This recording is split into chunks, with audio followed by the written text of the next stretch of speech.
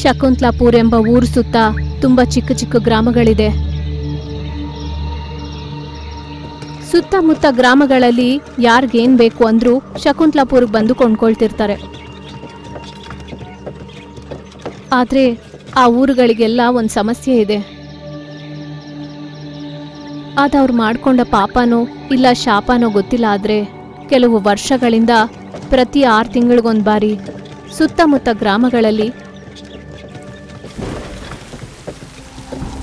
ಯಾವುದೋ ಒಂದು ಗ್ರಾಮದಲ್ಲಿ ರಕ್ತದ ಮಳೆ ಬರುತ್ತೆ. ಅದ್ರಲ್ಲಿ ಯಾರಾದ್ರೂ ನೆಂದ್ರೆ ಸಾಯ್ತಾರೆ. ಮಳೆ ಬಿದ್ದ ತಕ್ಷಣ ನೆಲದ ಮೇಲಿರೋ ಮಣ್ಣಿಂದ ಒಂದು ಕೆಂಪಗಿನ ಹೊಗೆ ಬಂದು ಊರೆಲ್ಲ ಸುತ್ಕೊಂಡ್ಬಿಡುತ್ತೆ. ಆ ಹೊಗೆ ತಗೊಂಡಿದ ತಕ್ಷಣ ಊರಲ್ಲಿರೋರು ಎಲ್ಲಿರೋರು ಅಲ್ಲೇ ಹಾಗೆ ಮತ್ತಗ್ ಹೋಗ್ಬಿಡ್ತಾರೆ. ಹಾಗೆ ಊರೆಲ್ಲ ನಿದ್ದೆಯಲ್ಲಿರುವಾಗ ಆಕಾಶದಿಂದ ಒಂದು ಹಸ್ತಿ ಪಂಜರ ಊರಿನೊಳಗೆ ಬಿದ್ದು ಮದ್ವೆ ಆಗ್ತಿರೋ ಹುಡುಗಿನ ಎತ್ಕೊಂಡು ಹೋಗುತ್ತೆ.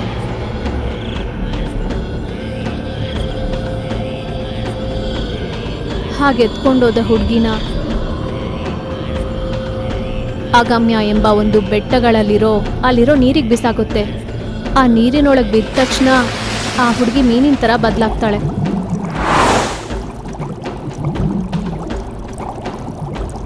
ಆ ಜಾಗ ಪಕ್ಕದಲ್ಲೇ ಒಂದು ಮಹರ್ಷಿಯ ಶಿಲೆ ಇರುತ್ತೆ. ಆ ಶಿಲೆಯಿಂದ ಕಣ್ಣೀರು ಒಂದೊಂದು ಚುಕ್ಕೆನೆ ನೆಲದ ಮೇಲೆ ಬಿದ್ದಾಗ ಆ ನೀರು ಅಲ್ಲಿ ನಿಲ್ಲುತ್ತೆ. ಕಣ್ಣೀರು ಸುರಿತಿರೋ ಮಹರ್ಷಿ ಪಕ್ಕದಲ್ಲೇ ಒಂದು ಬೇಡ್ತಾ ಇರೋ ಹೆಣ್ಣಿನ ಶಿಲೆ ಇರುತ್ತೆ. ಹೀಗೆ ರಕ್ತದ ಮಳೆ ಬಿದ್ದ ರಾತ್ರಿಯಿಂದ ವರಸೆಯಾಗಿ 21 ರಾತ್ರಿಗಳು ಒಂದೊಂದು ಊರಿಂದ ಒಂದೊಂದು ಹುಡುಗಿನ ಎತ್ಕೊಂಡು ಹೋಗ್ತಿರತ್ತೆ ಆ ಅಸ್ಥಿ ಪಂಜರ ದೆವ್ವ. ಯಾವ ಊರಲ್ಲಿ ರಕ್ತದ ಮಳೆ ಬರುತ್ತೋ ಯಾರೂ ಊಹಿಸೋಕ್ಕಾಗಲ್ಲ. ಹೀಗೆ ಮೊತ್ತವಾಗಿ ಮದುವೆ ಆಗದಿರೋ 21 ಹುಡುಗಿರನ್ನ 21 ದಿನಗಳಲ್ಲಿ ಮಧ್ಯರಾತ್ರಿ ಬಂದು ತಗೊಂಡು ಹೋಗಿ ಆ ನೀರಲ್ಲಿ ಬಿಸಾಕುತ್ತೆ. ಕೆಲವು ವರ್ಷಗಳಿಂದ ಶಕುಂತಲಾಪುರ್ ಸುತ್ತಮುತ್ತ ಗ್ರಾಮಗಳಲ್ಲಿ ತುಂಬಾ ಮಂದಿ ಮದುವೆ ಆಗದಿರೋ ಹುಡುಗಿರು ಕಾಣಿಸ್ದೇ ಹೋದ್ರು. ಅವ್ರು ಏನಾದ್ರೋ, ಎಲ್ಲಿದ್ದಾರೋ, ನಿಜಕ್ಕೆ ಬದುಕಿದಾರೋ ಇಲ್ವೋ ಯಾರಿಗೂ ಗೊತ್ತಾಗ್ಲಿಲ್ಲ. ಪ್ರಜೆಗಳೆಲ್ಲರೂ ಭಯದಿಂದ ಒದ್ದಾಡ್ತಿರ್ತಾರೆ. ಮನೆಯಲ್ಲಿ ಮದುವೆ ಆಗ್ದಿರೋ ಹುಡುಗಿರಿದ್ರೆ ಅವ್ರಿಗೆ ನಿದ್ದೆನೇ ಬರ್ತಾ ಇರಲಿಲ್ಲ. 6 ತಿಂಗಳಿಗೊಂದು ಬಾರಿ ರಕ್ತದ ಮಳೆ ಬಂದು ಕೆಂಪಗಿನ ಹೊಗೆ ಊರೆಲ್ಲ ಸುತ್ಕೊಳ್ಳುತ್ತೆ ಅಂತ ಗೊತ್ತು. ಆದರೆ ಹೊಗೆ ಬಂದ ನಂತರ ಏನು ನಡೆಯುತ್ತೋ ಯಾರಿಗೂ ಗೊತ್ತಿಲ್ಲ. ನಿಜಕ್ಕೆ ಅದ್ರ ಹಿಂದೆ ಇರೋ ರಹಸ್ಯ ಏನು ಗೊತ್ತಾಗದೇ ಇದ್ದಾಗ ಆ ರಹಸ್ಯ ಏನು ಅಂತ ತಿಳ್ಕೊಳ್ಳೋಕ್ಕೋಸ್ಕರ ಎಷ್ಟೋ ಮಂದಿ ಯೋಗಿಗಳನ್ನು, ಸಿದ್ಧರನ್ನು, ಮಾಂತ್ರಿಕರನ್ನು ಊರಿನೊಳಗೆ ತಗೊಂಡು ಬಂದರು. ಆದರೆ ಅದಕ್ಕೆ ಕಾರಣ ಏನು ಅಂತ ಯಾರೂ ಹೇಳೋಕ್ಕಾಗಲಿಲ್ಲ. ಕಾಣೆಯಾದ ಹುಡುಗಿರಿಗೋಸ್ಕರ ಡಂಗೂರ ಹಾಕಿಸಿ ಹುಡುಕ್ಸಿದ್ರೂ ಯಾರನ್ನೂ ಇಲ್ಲಿ ತನಕ ಕಂಡು ಹಿಡಿಯೋಕ್ಕಾಗಲಿಲ್ಲ. ಆದರೆ ಊರಿನ ಜನಕ್ಕೆ ಮಾತ್ರ ಕೆಂಪು ಮಳೆ ಬಿದ್ದ ಮೇಲೇ ಹುಡುಗಿರು ಕಾಣಿಸ್ದೇ ಹೋಗ್ತಿದ್ದಾರೆ ಅಂತ ಅರ್ಥವಾಯಿತು. ಎಷ್ಟೋ ವರ್ಷಗಳಿಂದ ಶಕುಂತಲಾ ಅವರು ಸುತ್ತಮುತ್ತ ಗ್ರಾಮಗಳಲ್ಲಿ ಪ್ರಜೆಗಳು ಈ ಸಮಸ್ಯೆಯಿಂದ ಕಷ್ಟಪಡ್ತಿದ್ದಾರೆ. ಒಂದಿನ ಶಕುಂತಲಾಪುರಲ್ಲಿ ಊರಿನವರೆಲ್ಲರೂ ಊರಿನ ದೊಡ್ಡವ್ರ ಹತ್ರಕ್ಕೆ ಹೋಗಿ, ಅಯ್ಯ, ಕೆಂಪು ಮಳೆ ಬರೋದಕ್ಕೆ ಇನ್ನೂ 1 ತಿಂಗಳು ಮಾತ್ರ ಇದೆ. ಅಕ್ಕಪಕ್ಕ ಊರಿನ ಜನರು ಹೆದರಿಕೆಯಿಂದ ಇದ್ದಾರೆ. ಯಾವ ಊರಲ್ಲಿ ಯಾರು ಮಾಯ ಆಗ್ತಾರೆ ಅಂತ ಭಯ ಪಡ್ತಾ ಇದ್ದಾರೆ. ಅದರಿಂದ ತಪ್ಪಿಸ್ಕೋಬೇಕಂದ್ರೆ ಒಂದೇ ಮಾರ್ಗ ಇದೆ. ಮದುವೆ ಆಗದ ಹೆಣ್ಮಕ್ಳಿಗೆ ಮದುವೆ ಮಾಡಿಸ್ಬೇಕು. ಇಲ್ಲ ಅಂದ್ರೆ ಈ ಸತಿನೂ ಹೆಣ್ಮಕ್ಳನ್ನ ನಾವು ಕಳ್ಕೋಬೇಕಾಗುತ್ತೆ. ನಮ್ಮ ಊರಿನ ಜೊತೆಗೆ ಅಕ್ಕಪಕ್ಕದ ಊರಿಗೆ ಕೂಡ ದಂಡೋರವನ್ನ ಹಾಕಿ. ಶಕುಂತಲಾಪುರ್ ಊರಿನ ದೊಡ್ಡವ್ರು ಹೇಳಿದ ಹಾಗೆ ಆ ಊರಿನೊಂದಿಗೆ ಸುತ್ತಮುತ್ತ ಗ್ರಾಮಗಳಲ್ಲೂ ಡಂಗೂರ ಹಾಕ್ಸಿದ್ರು. ರಕ್ತವಶ ಬರೋದಕ್ಕೆ ಇನ್ನೂ 1 ತಿಂಗಳು ಮಾತ್ರ ಇದೆ. ಊರಲ್ಲಿ ಮದುವೆಯಾಗದ ಹೆಣ್ಮಕ್ಳು ಇದ್ರೆ ಅವರಿಗೆ ಬೇಗ ಮದುವೆ ಮಾಡಿಸ್ಬೇಕು ಅಂತ ಊರಿನ ಮುಖ್ಯಸ್ಥರು ಹೇಳಿದ್ದಾರೆ. ಪಾರಾ ಹುಷಾರ್, ಪಾರಾ ಹುಷಾರ್. ಶಕುಂತಲಾಪುರ್ ಹತ್ರ ಇರೋ ಶಬರಿಪುರ್ ಅನ್ನೋ ಊರಲ್ಲಿ ರವಿ, ರಾಜಿ ಇಬ್ರು ಹುಡುಗಿಯರಿದ್ರು. ಡಂಗೂರ ಕೇಳಿಸ್ಕೊಂಡಿದ ತಕ್ಷಣ ರವಿಗೆ ರಾಜಿನ್ ಕೊಟ್ಟು ಮದ್ವೆ ಮಾಡ್ಬೇಕು ಅಂತ ದೊಡ್ಡವರೆಲ್ಲ ನಿಶ್ಚಯ ಮಾಡ್ತಾರೆ. ನೋಡಪ್ಪ ರವಿ, ರಾಜಿಯನ್ನ ಬರೋ ಮುಹೂರ್ತದಲ್ಲಿ ಖಂಡಿತ ಮದ್ವೆ ಮಾಡ್ಕೋಬೇಕು. ಸರಿ ಮಾವ, ಹೇಗಿದ್ರು ಅವಳನ್ನೇ ಮದ್ವೆ ಆಗತ್ತಾನೆ, ಅದು ಯಾವಾಗ್ಲಾದ್ರೂ ಪರವಾಗಿಲ್ಲ. ಅಣ್ಣ, ಹತ್ರದಲ್ಲೇ ಮುಹೂರ್ತ ಇದ್ರೆ ನೋಡ್ರಿ, ಆಲಸ್ಯ ಮಾಡಿದ್ರೆ ರಾಜಿಗೇನಾದ್ರೂ ಆಪತ್ತಾಗ್ಬೋದು. ಹೌದಮ್ಮ, ನೀ ಅಂದಿದ್ದು ನಿಜಾನೆ. ಪಂಡಿತರ ಹತ್ರ ಮಾತಾಡಿ ಮುಹೂರ್ತವನ್ನ ನೋಡ್ತೀನಿ. ಹಾಗೆ ದೊಡ್ಡವರು ನಿರ್ಧಾರ ತಗೊಂಡು ರಾಜಿ ರವಿ ಮದ್ವೆಗೆ ಮುಹೂರ್ತ ಖಾಯ ಮಾಡ್ಕೊಂಡ್ರು. 23 ದಿನಗಳಲ್ಲಿ ಮದ್ವೆಗೆ ಒಳ್ಳೆ ಮುಹೂರ್ತ ಸಿಗುತ್ತೆ. ಪ್ರತಿ ಊರಲ್ಲೂ ಸಹ ಮದ್ವೆ ಆಗ್ದಿರೋ ಹುಡುಗಿರ್ಗೆ ಮದ್ವೆ ಮುಹೂರ್ತ ಇಟ್ಟು ಮದ್ವೆಗಳು ಮಾಡ್ತಿದ್ದಾರೆ. ಅಲ್ಲಿ ರಾಜಿ ರವಿ ಮದ್ವೆ ದಿನ ಸಾಯಂಕಾಲ ಅಕಸ್ಮಾತಾಗಿ ಶಬರಿಪುರಲ್ಲಿ ಆಕಾಶ ಕೆಂಪಾಗಿ ಬದಲಾಗಿ ಇದ್ದಕ್ಕಿದ್ದಾಗೆ ರಕ್ತದ ಮಳೆ ಬರುತ್ತೆ. ಅದನ್ನ ನೋಡಿ ಎಲ್ರೂ ಭಯದಿಂದ ಓಡ್ತಾ ಇದ್ರು. ಮಳೆಯಲ್ಲಿ ನೆನೆದೇ ಮನೆ ಒಳಗಡೆಗೆ ಓಡೋದ್ರು. ಮಳೆ ನೆಲಕ್ಕೆ ಬಿದ್ದು ಕೆಂಪಗಿನ ಹೊಗೆ ಊರೆಲ್ಲ ಸುತ್ತಕೊಳ್ಳುತ್ತೆ. ಹೊಗೆಯಿಂದ ಊರಲ್ಲಿ ಜನರೆಲ್ಲ ಮತ್ತಿಗೆ ಹೊರಟೋದ್ರು. ಊರೆಲ್ಲ ಕತ್ಲಾಗೋಗಿ ನಿರ್ಮಾನುಷ್ಯವಾಗಿದೆ. ಆಕಾಶದಿಂದ ಒಂದು ಅಸ್ಥಿಪಂಜರ ಬಂದು ಮದ್ವೆ ಬಟ್ಟೆಯಲ್ಲಿರೋ ರಾಜಿನ ಎತ್ಕೊಂಡು ಹೋಗ್ಬಿಡತ್ತೆ. ಗಾಳಿಯಲ್ಲಿ ಹಾರ್ಕೊಂಡು ಹೋಗಿ ಅಗಮ್ಯ ಬೆಟ್ಟಗಳಲ್ಲಿರೋ ನೀರಲ್ಲಿ ಬಿಸಾಕುತ್ತೆ.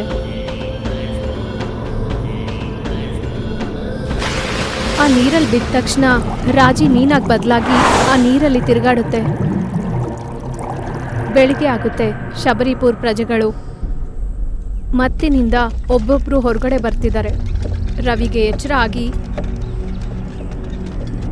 ಅಯ್ಯೋ ರಾಜಿ ಮಾವ ಅಮ್ಮ ಇದಳಿ, ರಾಜಿ ಕಾಣ್ತಾ ಇಲ್ಲ, ಘೋರ ಆಗ್ಬಿಟ್ಟಿದೆ, ನನ್ ಮಗಳನ್ನ ಕಾಪಾಡಕ್ಕಾಗಿಲ್ವೇ, ಅಯ್ಯೋ ದೇವ್ರೆ, ಈಗ ನನ್ ಮಗುವನ್ನ ಎಲ್ಲಂತ ಹುಡುಕ್ಲಿ, ಅಮ್ಮ ರಾಜಿ. ಮಾವ ನೀವ್ ಹೇಳ್ತಿರೋದು ಏನು? ರಾಜಿಗೆ ಏನಾಯ್ತು? ನಿಂಗೆ ಗೊತ್ತಿರೋದಪ್ಪ, ಯಾವ ಜನ್ಮದಲ್ಲಿ ಮಾಡಿದ ಪಾಪನ ಈ ಜನ್ಮದಲ್ಲಿ ನನ್ ಮಗುವನ್ನ ಕಳ್ಕೊಂಡೆ. ನೀ ರಾಜಿಯನ್ನ ಮಾರ್ತು ಬಿಡು.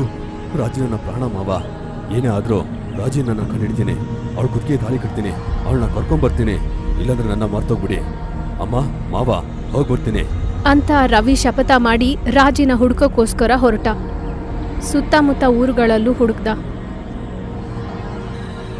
ಬೆಟ್ಟಗಳಲ್ಲಿ, ಗುಡ್ಡಗಳಲ್ಲಿ, ಅಡವಿಗಳಲ್ಲೆಲ್ಲ ನೋಡ್ದ. ಎಲ್ಲೂ ರಾಜಿ ಬಗ್ಗೆ ಗೊತ್ತಾಗ್ಲಿಲ್ಲ. ಒಂದಿನ ಅಡವಿಯಲ್ಲಿ ಹೋಗ್ತಿದ್ದ ರವಿಗೆ ಒಂದು ಅಜ್ಜಿ ಕಾಣಿಸಿದ್ರು.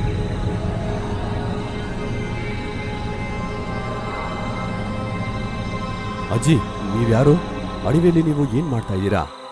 ಏನಪ್ಪ, ನನಗ್ ನನ್ನವರು ಅಂತ ಯಾರೂ ಇಲ್ಲ.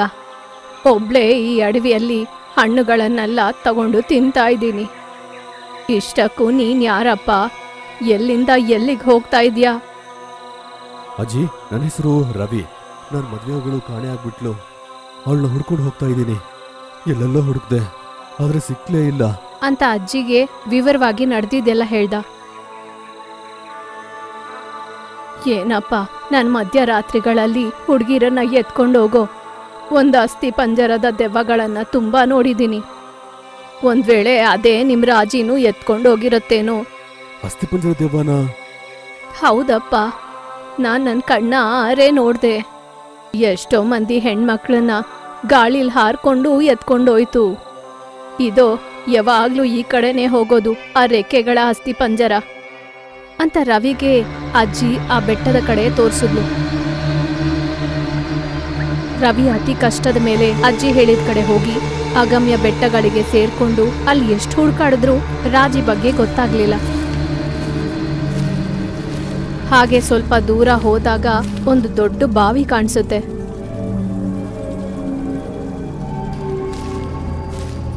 ಒಳಗಡೆಗೆ ನೋಡಿದ್ರೆ ಕೆಳಗಡೆಗೆ ಹೋಗೋಕೆ ಮೆಟ್ಲು ಕಾಣಿಸುತ್ತೆ. ಇಳಿದು ಒಳಗಡೆ ಹೋಗಿ ನೋಡಿದ್ರೆ ಒಳಗಡೆ ಎಲ್ಲ ಮನುಷ್ಯರ ಮೂಳೆಗಳೊಂದಿಗೆ ತುಂಬಿದೆ. ಅದ್ರ ಪಕ್ಕದಿಂದ ಸ್ವಲ್ಪ ಮುಂದಕ್ಕೆ ಹೋದ್ರೆ ಅಲ್ಲೊಂದು ನೀರಿನ ಜಾಗ ಇದೆ. ಅದರಲ್ಲಿ 21 ಮೀನುಗಳು ಕಾಣಿಸಿದ್ವು.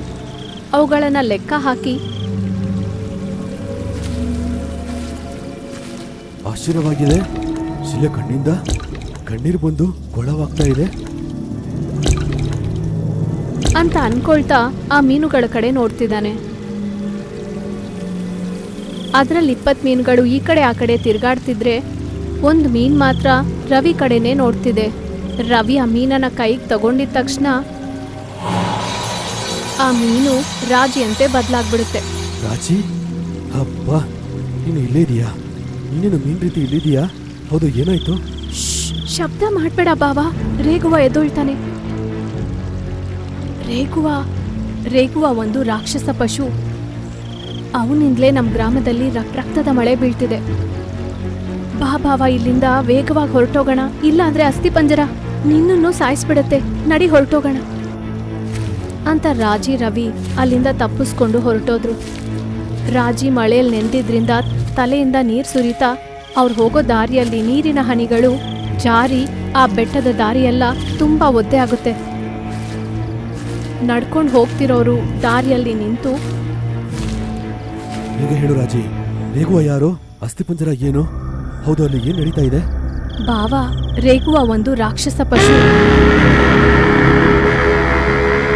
ಅವ್ನ ನೆತ್ತಿ ಮೇಲಿರೋ ಅಸ್ಥಿಪಂಜರನೇ ಹುಡುಗಿರನ್ನ ಎತ್ಕೊಂಬಂದು ಆ ನೀರಿನಲ್ಲಿ ಬಿಸಾಕುತ್ತೆ. ನೀನ್ ಸ್ವಲ್ಪ ಆಲಸ್ಯವಾಗಿ ಬಂದಿದ್ರೆ ನಮ್ಮನ್ನು ರೇಗುವ ಸಾಯಿಸಿ ತಿಂದ್ಬಿಡ್ತಿದ್ದ. ನಂತರನೇ 21 ಹುಡುಗಿರನ್ನ ತಗೊಂಬಂದು ಮೀನುಗಳಾಗಿ ಬದಲಾಯಿಸಿದ್ರು. ಯಾರು ಆ 20 ಜನ ಹೆಣ್ಮಕ್ಳು? ನಮ್ಮೂರ್ ತರನೇ ಇನ್ನೂ ಕೆಲವು ಊರುಗಳಲ್ಲಿ ರಕ್ತದ ಮಳೆ ಸುರಿದು ನನ್ ಜೊತೆಗೆ 21 ದಿನಗಳಲ್ಲಿ 21 ಹುಡುಗಿರನ್ನ ಎತ್ಕೊಂಬಂದು ಆ ನೀರಲ್ಲಿ ಬಿಸಾಕಿದೆ. ಆ ಪಿಶಾಚಿ ಅದು ಹಗಲೊತ್ತು ನೀರಲ್ಲಿರುತ್ತೆ ಬಾವಾ. ಅಲ್ಲೇ ವಿಷಯವನ್ನ ಹೇಳಿದ್ರೆ ಅವ್ರನ್ನ ಅಲ್ಲಿಂದ ತೆಗೆದು ನಾನು ಕಾಪಾಡ್ತಾ ಇದ್ದೆ. ಅದು ತುಂಬಾ ಆಪತ್ತು ಬಾವಾ. ಏನಾದ್ರೂ ಸ್ವಲ್ಪ ಶಬ್ದ ಆದ್ರೂ ರೇಗುವ ನೆತ್ತಿ ಮೇಲಿರೋ ಅಸ್ಥಿಪಂಜರ ಎದ್ಬಂದು ನನ್ನ ಅಲ್ಲೇ ಸಾಯಿಸ್ಬಿಡೋದು. ರಾಜಿ, ಉಳ್ದ 20 ಜನ ಗತಿ ಏನೋ? ಅವ್ರನ್ನ ಕಾಪಾಡೋದು ಹೇಗೆ? ಬಾವಾ, ನೀರಲ್ಲಿ ನಾನ್ ಮೀನಿನ ರೂಪದಲ್ಲಿ ಇದ್ದಾಗ ನಂತರನೇ ಮೀನಾಗ್ ಬದಲಾಗಿದ್ದೊಂದು ಹುಡುಗಿ, ಅವಳ ಹೆಸರು ಕಾವ್ಯ ಅಂತ, ಅವಳ ಊರು ಪಾಲಂಕಿ ಅಂತ ಹೇಳಿದ್ಲು.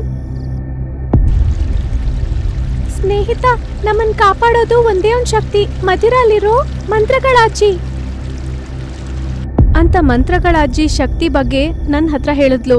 ತಕ್ಷಣ ನಾವು ಮದಿರ ಹೋಗಿ ಮಂತ್ರಗಳಾಜಿನ ಭೇಟಿ ಆಗ್ಬೇಕು, ಇಲ್ಲಾಂದ್ರೆ ರೇಗುವ ನಮ್ಮನ್ನ ಬಿಡಲ್ಲ.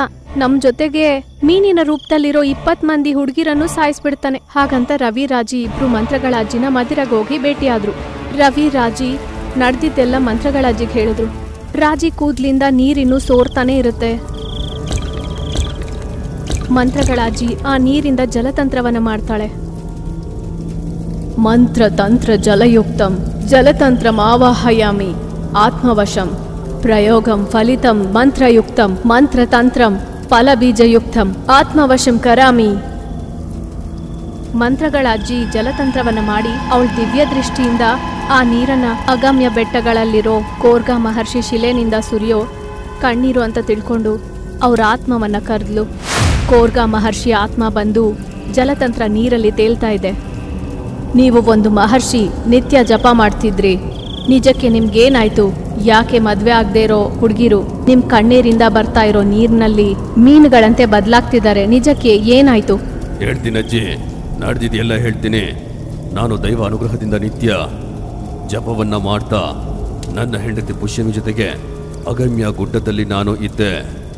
ಒಂದು ದಿನ ಪುಷ್ಯಮಿ, ಇವತ್ತಿನಿಂದ 21 ದಿನ ನಿದ್ದೆ ನೀರು ಆಹಾರವನ್ನ ತಗೊಳ್ದೆ ಕಠೋರ ತಜೋರ ತಪಸ್ಸನ್ನ ನಾನು ಮಾಡ್ತೀನಿ. ತಪಸ್ಸಿನ ಮಧ್ಯೆ ಆತಂಕ ಬಂದ್ರೆ ನನಗೆ ತ್ರಿಜೋತ್ರಿ ಶಾಪ ತಗಲುತ್ತೆ, ಶಿಲೆಯಾಗ್ತೀನಿ.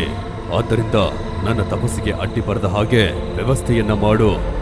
ಹಾಗೆ ಆಗ್ಲಿ ಸ್ವಾಮಿ, ನಾನಿದ್ದಾಗ ನಿಮ್ ತಪಸ್ಸಿಗೆ ಅಡ್ಡ ಬರ್ದೇ ಇರೋ ಹಾಗೆ ನೋಡ್ಕೋತೀನಿ. ಈ ರೀತಿ ತಪಸ್ಸು ಮಾಡ್ತಾ 20 ದಿನ ಕಳೀತು. ಕೊನೆ ದಿನ ನಾನು ತಪಸ್ಸಲ್ಲಿ ಇರ್ಬೇಕಾದ್ರೆ ಆಕಾಶದಲ್ಲಿ ಹೋಗ್ತಾ ಇದ್ದ ಒಬ್ಬ ಗಂಧರ್ವ ಕಂಡ ಕಾವಾರದಿಂದ ಬೇಕಂತಾನೆ ಅವನ ಚಪ್ಪಲಿಯನ್ನ ನನ್ನ ಮೇಲೆ ಬಿಸಾಕ. ನನ್ನ ಮೇಲೆ ಚಪ್ಪಲಿ ಬಿದ್ದಿದ್ರಿಂದ ನನ್ನ ಏಕಾಗ್ರತೆ ಹೋಯ್ತು, ನನ್ನ ತಪಸ್ಸು ಮಧ್ಯದಲ್ಲಿ ಹೋಯ್ತು. ಬೇಗ ತೇಜೋತ್ರಿ ಶಾಪದಿಂದ ಶಿಲೆಯಾಗಿ ದುಃಖದಿಂದ ಕಣ್ಣಿಂದ ಕಣ್ಣೀರನ್ನ ಹಾಕ್ತೆ. ಅದನ್ನ ನೋಡಿ ನನ್ನ ಹೆಂಡತಿ ಕೋಪದಿಂದ, ಏನೋ ನೀಚ ಗಂಧರ್ವ, ಭಕ್ತಿ ಶ್ರದ್ಧೆಗಳಿಂದ ತಪಸ್ಸು ಮಾಡ್ಕೊಳ್ತಿದ್ದ ನನ್ ಗಂಡನನ್ನ ಅವಮಾನ ಮಾಡಿ ಅವ್ರ ಸಾವಿಗೆ ಕಾರಣವಾದ ನೀನು ಪಶುವಿನಂತೆ ಬದಲಾಗಿ ಮದ್ವೆ ಮಾಡ್ಕೊಂಡ ಹೆಂಡ್ತಿನೇ ಭಕ್ಷ್ಯವಾಗಿ ಭುಜಿಸ್ತೀಯ. ಮನುಷ್ಯಂತಿಂದ ಪಾಪದಿಂದ ಇನ್ಯಾವತ್ತಿಗೂ ದೇವಲೋಕ ಸೇರ್ಕೊಳಕ್ಕಾಗಲ್ಲ. ನೀನು ರಾಕ್ಷಸ ಪಶುವಾಗಿರೋ ನೀನು ಈ ಬೆಟ್ಟಗಳಲ್ಲಿ ಜೀವಿಸ್ತಾ 21 ದಿನ ಎಚ್ಚರ ಆಗಿ 180 ದಿನ ನಿದ್ದೆಯಲ್ಲಿರ್ತೀಯ. ಇದೇ ನನ್ ಶಾಪ, ಅನುಭವಿಸು. ಹೀಗೆ ಆ ಗಂಧರ್ವನಿಗೆ ಶಾಪವನ್ನ ಕೊಟ್ಲು. ಆ ಗಂಧರ್ವ ಕೆಳಗ್ ಬಂದು ಪಶ್ಚಾತ್ತಾಪ ಪಟ್ಟ. 21 ವರ್ಷಗಳು, ಪ್ರತಿ 6 ತಿಂಗಳ ನಿದ್ರೆಗಳ ನಂತರ 21 ದಿನಗಳು, 21 ಮದ್ವೆ ಆಗ್ದಿರೋ ಹುಡುಗಿರನ್ನ ಮದ್ವೆ ಮಾಡ್ಕೊಂಡು ಸಾಯಿಸಿ ತಿಂತೀಯ. ಅಂದ್ರೆ 21 ವರ್ಷಗಳಲ್ಲಿ 888 ಹೆಣ್ಮಕ್ಳು ಅವ್ರನ್ನೆಲ್ಲ ಸಾಯಿಸಿ ಗಂಧರ್ವ ಪುಣ್ಯ ಹೋಗಿ ಬೆಟ್ಟದಷ್ಟು ಪಾಪ ಮೂಟೆ ಕಟ್ಕೊಂಡು ಸತ್ತು ನರಕಕ್ಕೆ ಹೋಗಿ ಶಿಕ್ಷೆ ಅನುಭವಿಸಿದ್ಮೇಲೆ ನನ್ನ ಶಾಪ ಹೋಗಿ ನಿನ್ ಲೋಕ ಸೇರ್ಕೊಳ್ತೀಯ. ಅಪ್ಪಿ ತಪ್ಪಿ ಅದರಲ್ಲಿ ಒಂದು ಹೆಣ್ಮಗು ತಪ್ಪಿಸ್ಕೊಂಡ್ರು ಮತ್ತೆ ಮೊದಲಿನಿಂದ ಇನ್ನೊಂದು 21 ವರ್ಷಗಳ ಶಿಕ್ಷೆ ಅನುಭವಿಸ್ಬೇಕಿದ್ದೆ. ನೀನು ದೈವಶಕ್ತಿನ ಕಳ್ಕೊಂಡು ಕ್ಷುದ್ರ ಶಕ್ತಿಗಳನ್ನ ಪಡ್ಕೊಂಡು ಒಂದು ರಾಕ್ಷಸ ಪಶುವಂತೆ ಬದಲಾಗಿ ನನ್ನ ಶಾಪ ಹೋಗೋ ತನಕ ಹಾಗೆ ಜೀವಿಸ್ತೀಯ. ಈ ರೀತಿ ಶಾಪ ವಿಮೋಚನವನ್ನ ಹೇಳಿ ತಾನು ಕೂಡ ವಿಗ್ರಹವಾದ್ಲು. ಇದೇ ನಡೆದಿತ್ತು ಅಜ್ಜಿ. ರೇಘವ ಇನ್ನು 42 ದಿನದಲ್ಲಿ ನಿದ್ದೆಯಿಂದ ಹೇಳ್ತಾನೆ. ರೇಘವ ಗುಲಾಮನಾದ ರೆಕ್ಕೆಯ ಆಸ್ತಿ ಪಂಜರ 21 ಹೆಣ್ಮಕ್ಳನ್ನ ಅವ್ರಿಗೋಸ್ಕರ ತಗೊಂಬಂದು ಆವರ್ತದಲ್ಲಿ ಅಡಗಿಸಿಕೊಳ್ಳುತ್ತೆ. ಆ ಕೊಳದಲ್ಲಿ ಕಣ್ಣೀರು ಇರೋ ತನಕ ಹೆಣ್ಮಕ್ಳು ಮೀನಿನ ಹಾಗೆ ಇರ್ತಾರೆ. ರೇಘವ ನಿದ್ದೆಯಿಂದ ಇದ್ಮೇಲೆ ಒಂದೇ ಸತಿ 21 ಹೆಣ್ಮಕ್ಳನ್ನ ಮದುವೆ ಮಾಡಿಕೊಂಡು ಗುಹೆಗೆ ಕರ್ಕೊಂಡು ಹೋಗಿ ಕೊಲ್ಲುತ್ತೆ. ಅವನಿಗೋಸ್ಕರ ಶೇಖರಿಸಿಟ್ಟ ಒಂದು ಹುಡುಗಿಯನ್ನ ನೀನು ಈಗ ಕರ್ಕೊಂಡ್ ಬಂದ್ಬಿಟ್ಟೆ. ಆದ್ರಿಂದ ರೇಘವ ಆ ಹೆಣ್ಮಗುಗೋಸ್ಕರ ಖಂಡಿತ ಬರುತ್ತೆ ಅಂತ ಹೇಳಿ ಆ ಮಹರ್ಷಿ ಆತ್ಮ ಮಾಯ ಆಗೋಯ್ತು. ಬರ್ಲಿ ಅವ್ನು ನನ್ನ ಜೊತೆ ಬಂದ್ರೆ ಸಾಯ್ತಾನೆ. ನಿದ್ದೆಯಿಂದ ಎದ್ದ ರೇಘವ ಎತ್ತಿನ ರೂಪದಲ್ಲಿ ಆ ನೀರಿನ ಹತ್ರ ಬಂದು ನೋಡಿದ್ರೆ ಅದರಲ್ಲಿ 20 ಮೀನುಗಳು ಮಾತ್ರ ಇದ್ದಾವೆ.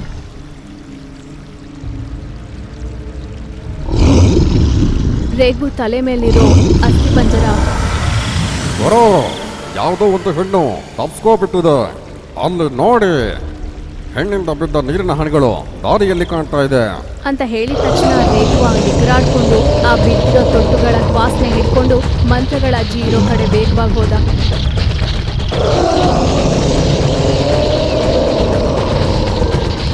ಮಂತ್ರಗಳ ಅಜ್ಜಿ ರಾಜಿನ ಮುಂದಕ್ಕಿಟ್ಟು ಒಂದು ಮರದ ರೆಂಬೆ ಮೇಲೆ ಮಲಗಿಸಿದ್ಲು.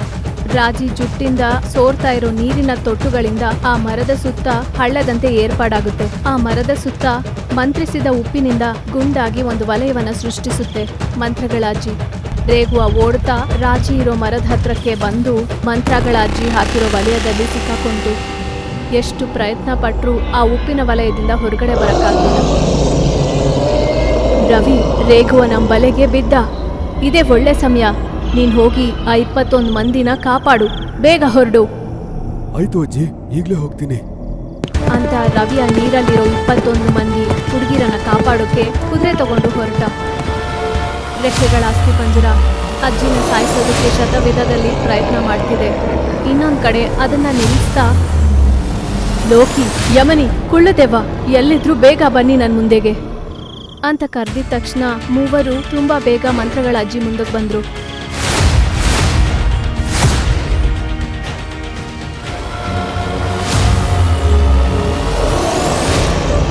ಮಂತ್ರಗಳ ಅಜ್ಜಿ ಮಂತ್ರಗಳು ಓದ್ತಿದ್ದಾಗ ಲೋಕಿ ಜಮರಿ ಇಬ್ರು ವಲಯದ ಸುತ್ತ ಸೇರಿ ಇಬ್ರು ಜೋರಾಗಿ ಮಂತ್ರ ಓದ್ತಾ ರೇಘುವನ ತಡೀತಾ ಇದ್ದಾರೆ. ಇಷ್ಟರಲ್ಲಿ ಕುಳ್ಳದೆವ್ವ ರೆಕ್ಕೆಗಳ ಅಸ್ಥಿಪಂಜರವನ್ನ ಗಾಳಿಯಲ್ಲಿ ಎಳ್ಕೊಂಡು ಹೊರಟೋಗುತ್ತೆ. ಜಂ ಜಂ ಜಂ ದಿಗ್ಬಂಧನಂ ಪಶುಪಾತ ರಾಕ್ಷಸಂ ಬ್ರಂ ಬ್ರಂ ಬ್ರಂ ಮಂತ್ರತಂತ್ರ ವಿಮೋಚನಂ ಗಂ ಗಂ ಗಂ ಸರ್ವದೃಷ್ಟಿ ಶಕ್ತಿನಾಶನಂ. ಜಂ ಜಂ ದಿಗ್ಬಂಧನಂ ಪಶುಪಕ್ಷ ರಾಕ್ಷಸಂ ಬ್ರಂ ಬ್ರಂ ಬ್ರಂ ಮಂತ್ರತಂತ್ರ ವಿಮೋಚನಂ ಗಂ ಗಂ ಗಂ ಸರ್ವದುಷ್ಟ ಶಕ್ತಿ ನಾಶನಂ. ಜಂ ಜಂ ದಿಗ್ಬಂಧನಂ ಪಶುಪಕ್ಷ ರಾಕ್ಷಸಂ ಬ್ರಂ ಬ್ರಂ ಬ್ರಂ ಮಂತ್ರತಂತ್ರ ವಿಮೋಚನಂ ಗಂ ಗಂ ಗಂ ಸರ್ವದುಷ್ಟ ಶಕ್ತಿ ನಾಶನಂ. ರೇಘುವ ಭಯಂಕರವಾಗಿ ಅರ್ಥ ತಪ್ಪಿಸ್ಕೋಬೇಕಂತ ಪ್ರಯತ್ನಿಸಿದ್ದಾನೆ. ಮೂವರು ಮಂತ್ರ ಓದಿದ ತಕ್ಷಣ ಹೂವಿನ ಆಕಾರದಲ್ಲಿ ಭೂಮಿ ಹೊರಟೋಗಿ ರೇಘುವ ಅದ್ರ ಒಳಗಡೆ ಹೊರಟೋಗ್ತಾನೆ. ಭೂಮಿ ಒಳಗಡೆಯಿಂದ ಗಂಧರ್ವ ಆತ್ಮದಂತೆ ಬಂದು ಗಾಳಿಯಲ್ಲಿ ಸೇರ್ಕೊಂಡ್ಬಿಡುತ್ತೆ. ಆಗಮ್ಯ ಬೆಟ್ಟಗಳಲ್ಲಿರೋ ಮಹರ್ಷಿ ಕಣ್ಣುಗಳಿಂದ ಕಣ್ಣೀರು ನಿಂತೋಗುತ್ತೆ. ಆದ್ರಿಂದ ಆ ನೀರು ಕ್ಷಣಗಳಲ್ಲಿ ಬತ್ತಿ ಹೋಯ್ತು.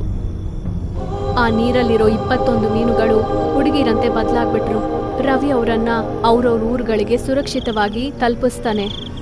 ಅಲ್ಲಿ ರಾಜಿ ತಲೆಯಿಂದ ಬರ್ತಾ ಇರೋ ನೀರಿನ ಚುಕ್ಕೆಗಳು ಸಹ ನಿಂತೋಗಿ ಜುಟ್ಟು ಮಾಮೂಲಿಯಾಗಿ ಬದಲಾಯಿತು.